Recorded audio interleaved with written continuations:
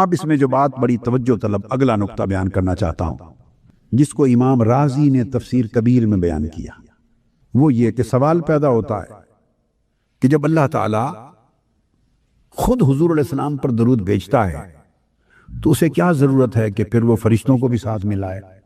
کیا اس کا اپنا درود کافی نہیں ہے؟ کیا اس کا اپنا درود بھیجنا کافی نہیں ہے؟ فرشتوں کو کیوں ملاتا ہے؟ میری بات سمجھیں، تو حضور علیہ السلام کو بھی اللہ ہی کا درود کافی ہے۔ آقا ہمارے درود کے بھی کسی کے درود کے محتاج نہیں۔ جن پر درود ہر وقت مولا بھیجتا ہے انہیں کسی اور کی کیا محتاجی ہے؟ تو پھر فرشتوں کو ساتھ کیوں ملایا؟ تاکہ فرشتوں کو شرف ملے، تاکہ فرشتوں کو عزت ملے۔ فرشتوں کو جب اللہ حضور پر درود بھیجتا ہے تو حضور کو عزت ملتی ہے، جب فرشتے اور مخلوقات حضور پر درود بھیجتے ہیں تو اس سے حضور کو نہیں، درود بھیجنے والوں کو عزت ملتی ہے۔ ہم محتاج ہیں عزت کے، ہمارے درود سے حضور کی شان بلند نہیں ہوتی، درود بھیجنے سے ہماری شان بلند ہوتی ہے۔ حدیث میں آئے گا، اس لیے تو آقا نے فرمایا جو مجھ پر ایک بار درود بھیجتا ہے اللہ تعالیٰ اس کے 10 درجات بلند کرتا ہے۔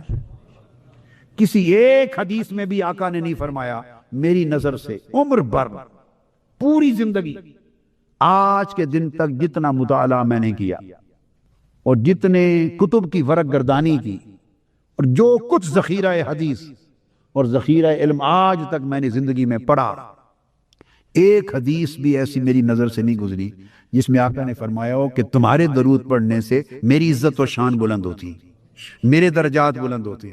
یہ بات توجہ طلب ہے کہ تمہارے کثرت سے درود بھیجا کرو میرے اوپر، کہ تمہارے درود بھیجنے سے میری شان اور میرے درجات بلند ہوتے ہیں۔ ایک مقام پر آقا کا فرمان نہیں ملتا، جہاں ملتا ہے یہ ملتا ہے جو مجھ پر درود پڑتا ہے اس کے اپنے گناہ معاف ہوتے ہیں، جو مجھ پہ درود پڑتا ہے اسے خود 10 نیکیاں ملتی ہیں، جو مجھ پر درود پڑتا ہے اس کے اپنے درجات بلند ہوتے ہیں، جو مجھ پر درود پڑتا ہے اس کی اپنی بخشش ہوتی ہے، جو مجھ پر درود پڑتا ہے اس کے لیے اپنا راستہ جنت ہموار ہوتا ہے، جو مجھ پر درود پڑتا ہے وہ مستحق کے شفاعت بنتا ہے۔ آپ سمجھے بات؟ جو مجھ پہ زیادہ درود پڑتا ہے قیامت کے دن اس کو اتنی میری قربت نصیب ہوگی۔ یعنی آقا علیہ السلام پر درود بھیجنے والے کا جو نتیجہ، اثر، درجہ، فائدہ وہ درود بھیجنے والے کو ہے، اور حضور کو فائدہ صرف اللہ کے درود کا ہے۔ اللہ کا درود حضور کو ہر ایک کے درود سے بے نیاز کر دیتا ہے، بس ختم، بے نیاز کر دیتا۔ تو پھر تو حاجت مند نہیں رہتے۔ تو فرشتوں کو کیوں ساتھ شریک کیا؟ تاکہ ان کو بھی عزت ملے حضور کے صدقے سے۔ جتنی بار حضور کا نام جپیں گے اور حضور کے لیے دعا کریں گے، بلندی درجات کی، اللہ کی رحمت طلبی کریں گے آقا کے لیے، جتنی بار درود بھیجیں گے تو فرشتوں کو بھی درجات کی بلندی ہوتی، ان کو عزت ملتی ہے، تکریم ملتی ہے۔ سو اسی تحت ہمیں بھی حکم دیا، تو فرشتوں کو ساتھ ملایا تاکہ ان کی عزت بڑھے۔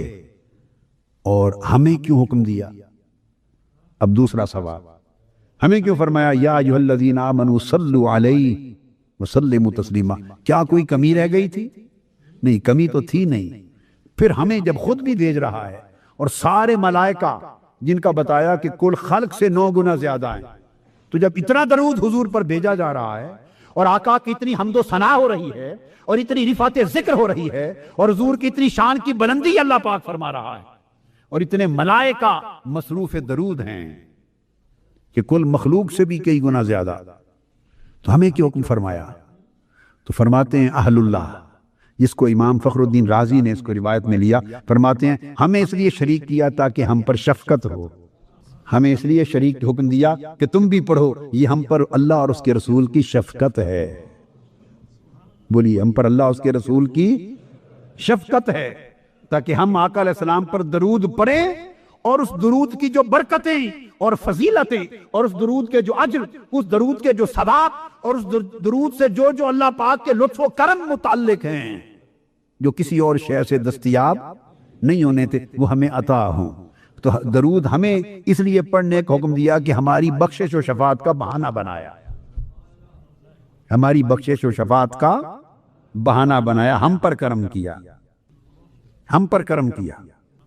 اور پھر اس میں امام قسطلانی نے روایت کیا، بلکہ امام قسطلانی نے تو نقل کیا ہے، میں آج دیکھ رہا تھا تفسیر القشیری خود امام ابو القاسم قشیری کی، امام ابو القاسم قشیری حضور داتا گنج بخش علی حجویری رضی اللہ تعالیٰ عنہ کے اساتذہ میں سے، ان کی ایک تفسیر ہے تفسیر القشیری، وہ میں آج دیکھ رہا تھا، تو امام قشیری نے روایت کیا ہے، امام قشیری بیان کرتے ہیں، اور اس کو پھر مختلف علماء ائمہ محدثین آگے بیان کرتے چلے آئے ہیں۔ وہ فرماتے ہیں کہ اللہ تعالیٰ نے ارادہ کیا، اللہ تعالیٰ نے ارادہ کیا کہ میرے محبوب صلی اللہ علیہ وآلہ وسلم کی امت کو، میرے محبوب کی امت کو اپنے آقا کی خدمت کا، نوکری کا موقع ملے۔ وہ بیان کرتے ہیں کہ اللہ نے چاہا کہ میرے محبوب کی امت کو حضور کی خدمت و نوکری کا موقع ملے، حضور کی خدمت اور نوکری کا موقع ملے، اور تاکہ وہ خدمت اور نوکری کریں اور حضور اس نوکری کا صلہ انہیں اپنی شفاعت کی صورت میں عطا کرے۔ اجرت دیتے ہیں نا، مزدوری، اللہ نے چاہا کہ امت حضور کی خدمت کرے اور حضور اس خدمت سے خوش ہو کر گنہگار امت کی شفاعت کرے، تو اللہ تعالیٰ نے اس ارادے کو پورا کرنے کے لیے امت محمدی کو حضور پر درود و سلام پڑھنے کا حکم کیا کہ درود و سلام پڑھنا یہ حضور کی خدمت اور نوکری کر رہا ہے۔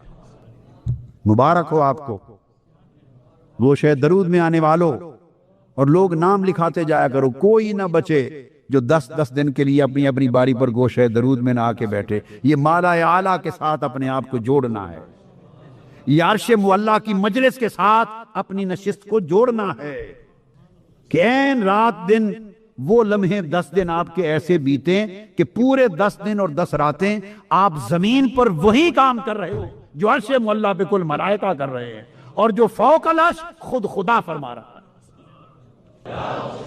یہ 10 دن کی حضور کی خاص نوکری ہے، ید و خدمت، یہ 10 دن کی آقا علیہ السلام کی خاص خدمت ہے کہ آقا علیہ السلام کی خدمت کا حصہ نصیب ہو انہیں، شرف نصیب ہو انہیں، تاکہ اس خدمت اور نوکری کے صلے میں آقا ان کو بدلہ دیں، اور بدلہ شفاعت کی صورت میں دیں۔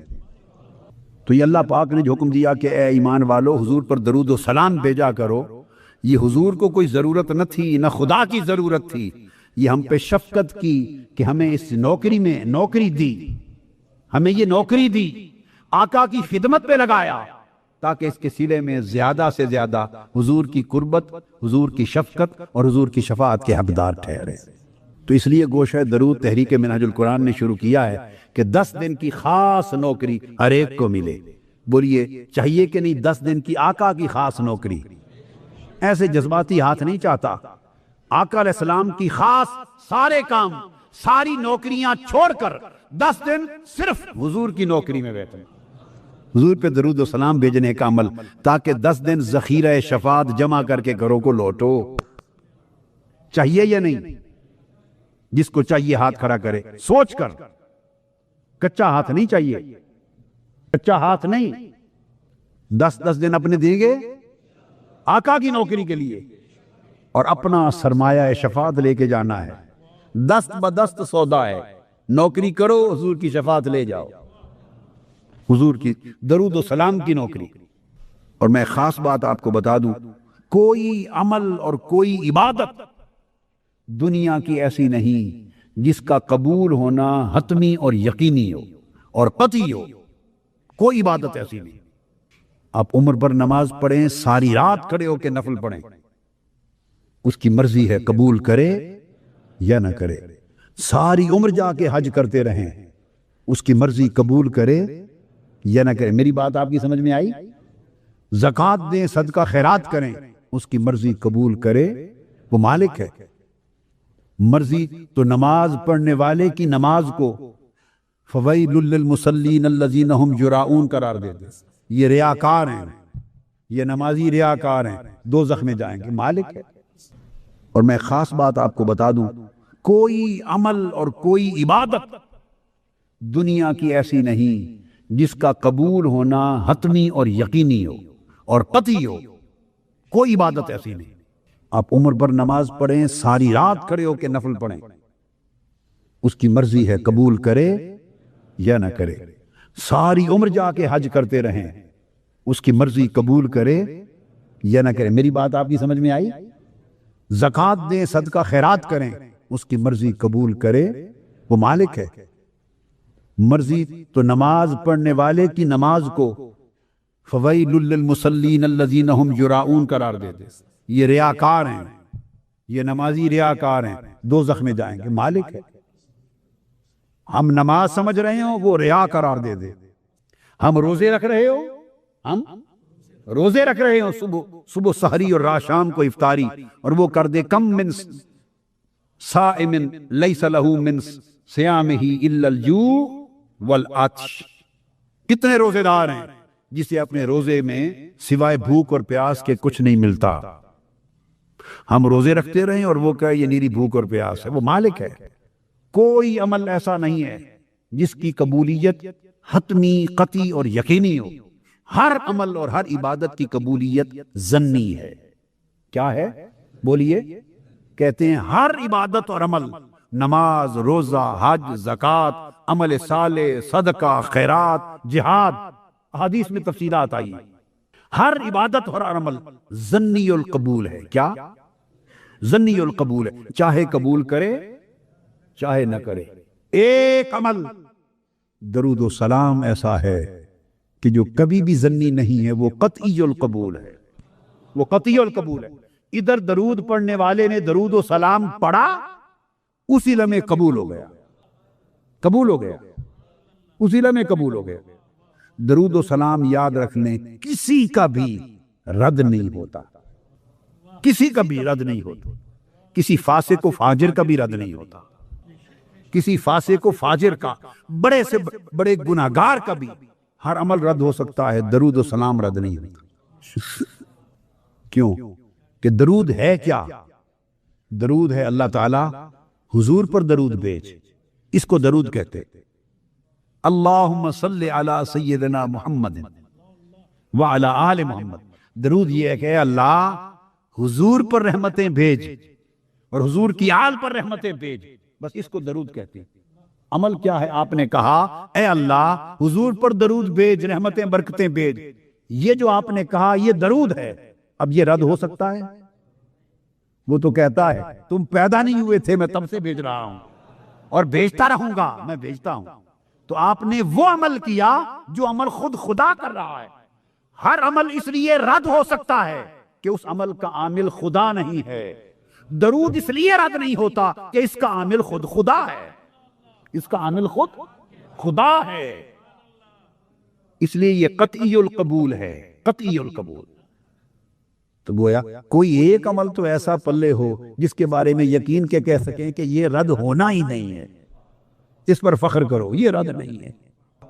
تو ہمیں فرمایا، آقا علیہ السلام نے ہمیں فرمایا، حکم دیا اللہ پاک نے کہ درود بھیجو میرے مصطفیٰ کی بارگاہ میں. یہ خدمت ہے، نوکری ہے، محبوب کی نوکری ہے. اور اس کا جواب آقا علیہ السلام نے 7 ارشاد فرما دیا. فرمایا من صلی علیہ واحدتن صلی اللہ علیہ بہا 10 مرہ. جو مجھ پر ایک بار درود بھیجتا ہے اللہ اس پر 10 بار درود بھیجتا ہے. حدیثیں آگے آئیں گی، ضمناً بیان کر رہا ہوں. جو مجھ پر ایک بار درود بھیجتا ہے اللہ اس پر 10 بار درود بھیجتا. آقا علیہ السلام نے اعلان کر دیا ہے اللہ اس پر 10 بار درود بھیجتا ہے. اب اس میں ایک اور تیسرا نقطہ بڑا توجہ طلب ہے. تیسرا وہ یہ کہ ہمیں جب حکم دیا اللہ پاک نے کہ یا ایھا الذین آمنوا صلوا علیہ وسلموا تسلیما، ایمان والو حضور علیہ السلام پر درود بھیجو اور سلام بھیجو. ہمیں حکم دیا کہ تم درود بھیجو. جب یہ حکم دیا جائے کہ درود بھیجو، جب اس نے حکم دیا کہ میری عبادت کرو، میری عبادت کرو، میری نماز پڑھو، تو آپ کھڑے ہوتے ہیں اور آپ نماز میں الحمدللہ پڑھتے ہیں اور کہتے ہیں ایاک نعبد و ایاک نستعین. اے اللہ ہم تیری عبادت کرتے، ہم تیری ہی، بولیے کیا کہتے ہیں؟ ہم تیری ہی عبادت کرتے. تو کہتے ہیں نا، اس نے حکم دیا نماز پڑھو، میری عبادت کرو، ہم کہتے ہیں باری تعالیٰ ہم تیری ہی عبادت کرتے ہیں. اس نے کہا یا ایھا الذین آمنوا صلوا علیہ وسلموا تسلیما.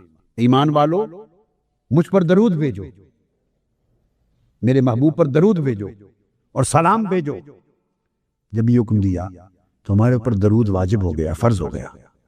اب چاہیے تھا کہ ہم بھی جواب میں یوں کہتے کہ یا رسول اللہ ہم آپ پر درود بھیجتے ہیں۔ طریقہ یہی ہے نا، ہمیں حکم دیا تھا نا، ہمیں حکم دیا کہ تم درود بھیجو۔ بات سنو، فرمایا ان اللہ و ملائکتہ یصلون علی النبی، اللہ نبی پر درود بھیجتا ہے، جیسے اس کی شان ہے، جیسے اس کا منشا ہے وہ بھیجتا ہے، اور فرشتے بھی بھیجتے ہیں جیسے ان کو اللہ نے توفیق دے رکھی ہے۔ اب ان دو درودوں کے بعد حکم دیا یا ایھا الذین آمنوا صلوا علیہ، ایمان والو تم بھی حضور پر درود بھیجو اور سلام بھیجو۔ اب چاہیے تھا، ہمیں حکم ہے نا کہ ہم بھیجیں، تو چاہیے تھا کہ اب درود یہ ہوتا کہ یا رسول اللہ ہم آپ پر درود بھیجتے ہیں۔ انا نصلی علیک یا نبی اللہ، نحن نصلی علیک یا رسول اللہ، نحن نصلی، یہ پڑھنے والا کہتا انا اصلی علیک یا نبی اللہ، میں آپ پر درود بھیجتا ہوں یا رسول اللہ، ہم آپ پر درود بھیجتے ہیں یا رسول اللہ۔ یہی چاہیے تھا نا، حکم جو دیا کہ صلو علیہ، میرے محبوب پر درود بھیجو۔ آ گیا حکم، اب درود کیا ہے؟ جو درود سکھایا گیا، درود کیا ہے؟ درود ہے، اس نے کہا میں تو بھیجتا ہوں محبوب پر، فرشتے بھی بھیجتے ہیں، اب ایمان والو تم بھیجو میرے حبیب پر۔ تو ایمان والوں نے اللہ اور اللہ کے رسول کا سکھایا ہوا درود بھیجا، اور وہ درود کیا پڑھا؟ ایمان والوں نے اب درود بھیجا، کہا اللہم صلی علی سیدنا محمد۔ جب درود بھیجا ہم نے تو ہم نے کہا باری تعالیٰ تو درود بھیج حضور پر، اس نے کہا تم بھیجو، اور ہم نے درود بھیجا، کیسے؟ ہم نے کہا باری تعالیٰ تو درود بھیج۔ کبھی ادھر دھیان گیا اس نقطے پر؟ یہ کیا ماجرا ہے؟ وہ تو خود بھیجتا ہے، فرشتے بھی بھیجتے ہیں، اب اس نے ہمیں حکم دیا تھا کہ ایمان والو صلو علیہ تم بھی بھیجو، تو بجائے اس کے کہ ہم بھیجتے، ہم نے پلٹا کے پھر اسی کو عرض کر دیا نہیں تو بھیج، محبوب تو حضور پہ درود بھیج، وعلی آل محمد، حضور کی آل پر درود بھیج، تو درود بھیج۔ اس کی حکمت کیا ہے؟ اب آپ اندازہ کریں اس رب کا کی شان کہ درود بھیجنے کا حکم بھی دیا ہے اور خود ہمیں بھیجنے بھی نہیں دیا۔ اللہ اللہ اللہ، کو سمجھ آئی ہے بات؟ حکم بھی دیا صلو علیہ کہ درود بھیجو، حکم دیا کہ درود بھیجو، اور بھیجنے بھی نہیں دیا۔ اور سکھا، جب پوچھا کہ درود بھیجیں کیسے، حضور سے پوچھا یا رسول اب سکھا دیں کہ کیسے درود بھیجیں۔ جب سکھایا تو سکھانے سے پتہ چلا کہ درود یہ بھیجنا ہے کہ ہم نے عرض کرنا ہے باری تعالیٰ تو درود بھیج۔ اس کی حکمت کیا ہوئی کہ ہم درود بھیجنے کا مطلب ہم اللہ سے التجا کرتے ہیں تو درود بھیج، بندہ کہتا ہے باری تعالیٰ تو درود بھیج۔ اس کی حکمت کیا ہے، وجہ کیا ہے؟ یہ بڑی کمال کی بات ہے اور بڑی لطیف بات ہے۔ اس کی حکمت یہ ہے کہ اللہ فرماتا ہے کہ بندے تو جتنا بھی نیک بنے پھر بھی عیب سے پاک نہیں ہو سکتا، تو جتنا بھی صالح ہو پھر بھی گناہ سے پاک نہیں، تو جتنا بھی اعلیٰ ہو پھر بھی نقص سے، کمزوری سے پاک نہیں۔ اور میرا محبوب طاہر و مطہر ہے، میرا محبوب طاہر و مطہر ہے، اور درود بھی طاہر و مطہر ہے۔ اگر تو کہے انا اصلی علیک یا رسول اللہ، نحن نصلی علیک یا نبی اللہ، حضور میں آپ پر درود بھیجتا ہوں، ہم آپ پر درود بھیجتے ہیں، تو آپ ہیں کون یہ کہنے والے کہ ہم آپ پر درود بھیجتے ہیں، میں آپ پر درود بھیجتا ہوں؟ اللہ نے کہا کہ درود بھیجو، اور بھیجو یوں کہ مجھے کہو کہ میں بھیجوں، پڑھوں گا پھر بھی میں، مگر تمہارا بن جائے گا۔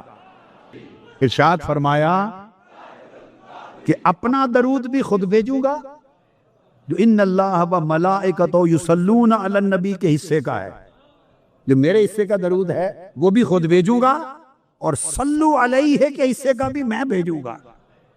ان اللہ و ملائکتہ یصلون، اللہ اور اس کے فرشتے درود بھیجتے ہیں، اپنے حصے کا تو بھیجتا ہی ہوں، اور جو تمہیں حکم دیا کہ یا ایھا الذین آمنوا صلوا علیہ، ایمان والو تم بھی میرے محبوب پر درود بھیجو، تو تمہارے حصے کا بھی میں ہی بھیجوں گا، اس لیے کہ مصطفیٰ پر درود میرے سوا بھیجنے کا حق ہی کوئی ادا نہیں کر سکتا۔ کون حق ادا کر سکتا؟ مصطفیٰ پہ درود سوائے میرے کوئی بھیج نہیں سکتا۔ اب تو صرف طریقہ یہ ہے کہ تمہاری زبان میرے محبوب پر درود بھیجنے کے قابل کہاں؟ چونکہ درود کیا ہے؟ درود حضور کی حمد و ثنا ہے، رفعت ذکر ہے، تو تم حضور کے لیے تم اپنے پاس سے درود نہیں بھیج سکتے، اس لیے تم زبان سے یہ نہ کہو کہ ہم آپ پر درود بھیجتے ہیں، نہ، یہ مجال نہیں تمہاری۔ تو تم پلٹ کے مجھ ہی سے درخواست کر لو کہ باری تعالیٰ اپنے حصے کا تو بھیجتا ہی ہے، ہمارے حصے کا بھی بھیج، تو میں اپنا بھی بھیجوں گا، تمہارا بھی بھیجوں گا۔ ہو یہ جائے گا جو مجھے درخواست کرے گا کہ مولا ہمارے محبوب پہ درود بھیج، میرے آقا پہ تو درود بھیج، جو درخواست کرے گا یہ اس کے نام اعمال میں درود لکھا جائے گا کہ اس نے درود پڑھا۔ تو درود اللہ کو پھر درخواست ہے، درود اللہ کو پھر درخواست ہے۔ حکم بھی ادھر سے آیا کہ درود بھیجو، درخواست پھر ادھر گئی، تو ہی بھیج۔ ہمیں کیا معلوم کیا کہنا ہے؟ ہائے ہائے مالک، ہمیں کیا معلوم کیا کہنا ہے؟ ہم کیا جانے ان کی شان کیا ہے؟ ہمیں کیا خبر ان کا مقام کیا ہے؟ ہمیں کیا معرفت کہ ان کی عظمت کیا ہے؟ ہمیں کیا آگہی کہ ان کے مقام کی رفعت کیا ہے؟ ہمیں کیا خبر کہ ان کا جلال کیا ہے، ان کا تنال کیا ہے، ان کے خصال کیا ہیں، ان کے نوال کیا ہیں، تیری ان پر شفقتیں کیا ہیں، لطف و کرم کیا ہے، عنایتیں کیا ہیں، ان کی بلندیاں کیا ہیں۔ ممکن ہے ہم اپنی طرف سے تعریف کریں اور وہ ان کی نقص شان ہو جائے، ہم اپنی طرف سے تعریف کریں اور وہ ان کی تنقیص ہو جائے، ان کی شان کے منافی ہو جائے۔ نہ ہمیں خبر، نہ ہمیں معرفت، نہ ہمیں ادراک، نہ ہماری زبان پاک، نہ ہمارا فہم بلند، نہ ہم میں اتنی وسعت، نہ توفیق۔ مولا تو نے حکم دیا درود بھیجو، تعمیر ہو گئی، ہماری طرف سے تو ہی بھیج دے، ہماری طرف سے بھی۔ گھر میں بیماری ہو، شفا یابی کے لیے سورہ فاتحہ، اگر بیماری ہو، تنگی ہو، مشکلات ہوں، اور کہتے ہیں آسیب ہے، سایہ ہے، یہ ہے، اوٹ پٹانگ کی چیزیں، بیماری وغیرہ، اس کے لیے سورہ فاتحہ تمام مشکلات کے لیے 11 بار پڑھیں سورہ فاتحہ، اور 11 بار سورہ اخلاص۔ یہ اگر کہہ رہا ہوں بیماری ہو، پریشانی ہو، اس کے لیے 11 بار سورہ فاتحہ۔ یہ بعد میں آپ ریکارڈنگ لے لینا اتنا حصہ، تو اس میں ہر کوئی سن لے گا۔ 11 بار سورہ فاتحہ اور 11 بار قل هو اللہ احد سورہ اخلاص، اول آخر 3 بار، یا 11 بار درود پاک بالآخر، بیماریوں کے لیے، شفا یابی کے لیے۔ اور ایک وظیفہ ہے، یہ میری اسی کتاب فیوزات محمدیہ کے صفحہ 350 پر یہ آیت کریمہ ہے، سورہ الاسراء کی، سورہ بنی اسرائیل کی آیت نمبر 82، وَنُنَزِّلُ مِنَ الْقُرْآنِ مَا هُوَ شِفَاءٌ وَرَحْمَةٌ لِّلْمُؤْمِنِينَ، یہ ایک آیت، وَنُنَزِّلُ مِنَ الْقُرْآنِ مَا هُوَ شِفَاءٌ وَرَحْمَةٌ لِّلْمُؤْمِنِينَ۔ شروع میں اعوذ باللہ بسم اللہ پڑھ کے، درود پاک 3 بار پڑھ کے، اس آیت کو 11 بار پڑھیں یا چاہیں 40 بار پڑھ لیں۔ مریض پہ دم کریں، آپ کو دردیں ہیں، تکلیف ہے، گھر میں کسی کو ہیں، آپ کو اپنے گھر کی حد تک اجازت ہے، اپنی فیملی میں، خود کو، اولاد کو، بچوں کو، میاں بیوی کو۔ وَنُنَزِّلُ مِنَ الْقُرْآنِ مَا هُوَ شِفَاءٌ وَرَحْمَةٌ لِّلْمُؤْمِنِينَ۔ 7 بار بھی پڑھنے کی اجازت ہے، 11 بار بھی پڑھ سکتے ہیں، 21 بار بھی پڑھ سکتے ہیں، 40 بار بھی پڑھ سکتے ہیں۔ اگر بخار ہو گھر میں، بہت سخت بخار نہیں اتر رہا، اس کے لیے اسی کتاب کے صفحہ 351 پر، اسی کا اگلا صفحہ، یہ 350 تھا، اب 351، اس کے اوپر وظیفہ ہے سورہ انبیاء آیت نمبر 69، یا نار کونی بردم و سلام علی ابراہیم، یا نار کونی بردم و سلام علی ابراہیم۔ اسی طرح 7 مرتبہ، 11 مرتبہ یا 21 مرتبہ یا 40 مرتبہ پڑھ کے پھونک دیں۔ پانی پر بھی پڑھ کے دم کر کے مریض کو خود بھی پئیں، پلا بھی سکتے ہیں، دونوں آیتیں الگ الگ جو مقاصد، عمومی بیماری کے لیے، یہ بخار کے لیے، یا نار کونی، آگ، نمرود کی آگ ٹھنڈی ہو جائے۔ یہ سارے وظائف آپ کو دے دیے، ان کی اجازت دے دی، ان کی اجازت دے دی، اور خطابات کو روزانہ سنیں تاکہ آپ کا تصور قائم ہو، تعلق قائم ہو، توجہ قائم ہو۔ ویڈیو پر، کیسٹس پر، انٹرنیٹ پر خطابات سنیں ہر وقت، اور خواہ تھوڑی دیر مگر خطاب سنیں بغیر نہ سوئیں، اولاد کو بھی سنائیں، خود بھی سنا کریں۔ حاجتیں جو لے کر آئے ہیں، مرد بھی، عورتیں بھی، بہنیں، بیٹیاں بھی، مائیں بھی، بزرگ بھی، جوان بھی، بچے، ان کے دلوں کی ساری حاجات پوری فرما، ساری مرادیں پوری فرما۔ اولادوں کو اپنے والدین کا ادب کرنے والا بنا، یورپ میں، یہاں مغربی دنیا میں، پاکستان میں اولادوں کو نصیحت والدین کا ادب کیا کریں۔